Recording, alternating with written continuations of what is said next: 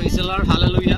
काही जण म्हणतात 2 किलो तांदूळ घेऊन बदलले, 4 किलो गहू घेऊन बदलले. तर मला सांगू द्या, देवाचं वचन उत्पत्ती 1 मध्ये सांगतं, प्रारंभी देवाने आकाश आणि पृथ्वी निर्माण केली. आमेन. म्हणजे आकाश आणि पृथ्वी माझ्या बापाची. हालेलुया. म्हणून 2 किलो तांदूळ, 4 किलो गहू माझ्याच बापाच्या जमिनीमध्ये पेरलं जातंय. म्हणून तुम्ही जे खाताय, तुम्ही जे पिताय, माझ्याच बापाची कृपा आहे. आमेन.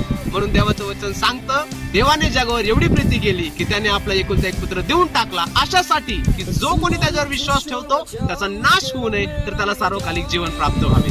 जर सार्वकालिक जीवन हवंय, येशूवर विश्वास ठेवा. 2 किलो गहू, 4 किलो तांदूळ विसरून जा आणि खरोखर विश्वास ठेवताल तर 2 किलो गहू, 4 किलो तांदूळ तुम्हालाही भेटेल आणि तुम्ही आशीर्वादित होताल. God bless you all. शालोम. सुन ले धरती, सुन ले आसमां, यीशु मेरे दिल का